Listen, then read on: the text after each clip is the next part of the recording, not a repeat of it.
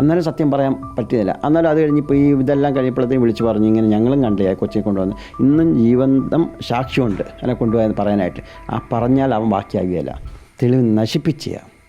ഇവിടുത്തെ പോലീസ് ഓഫീസറെല്ലാം കൂടിയിട്ട് അത് നശിപ്പിച്ചു എന്ന് പറഞ്ഞാൽ പിന്നെ അവർക്കും അത്രയും പ്രഷറുണ്ട്. ആർക്കാ ഈ അവിടെ വരുന്ന പോലീസ് ഓഫീസർ ഈ ധർമ്മസ്ഥല ഗ്രാമത്തുള്ള ഈ വലിയ പുള്ളി എന്ന് പറയില്ലേ പ്രഭാവി, ആ വലിയ പുള്ളിക്ക് പോയി നമസ്കാരം അടിച്ചെങ്കിലേ പുള്ളിക്ക് അവിടെ ജോലി ചെയ്യാൻ പറ്റുള്ളൂ.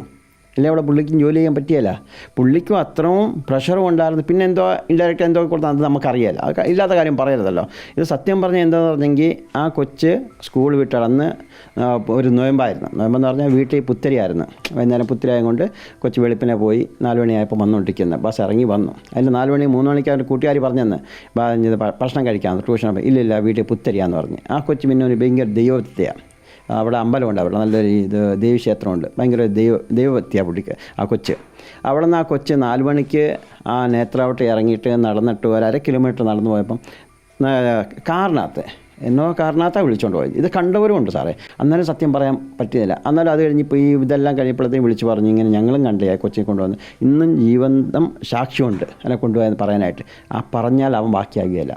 ഈ കൊച്ചിൻ്റെ പേരിൽ തന്നെ ഇപ്പം ആ കൊച്ചിനെ കൊണ്ടുപോയി മർഡർ ചെയ്ത കാര്യം എല്ലാം അറിയുന്നവരെ 3-4 പേരെ കൊന്നു. ഒന്ന് തൂക്കിക്കൊന്നു, ഒന്ന് സ്ലോ പോയിസൺ മെഡിസിനിൽ കൊന്നു, ഒന്ന് ആക്സിഡൻറ്റിനൊക്കെ.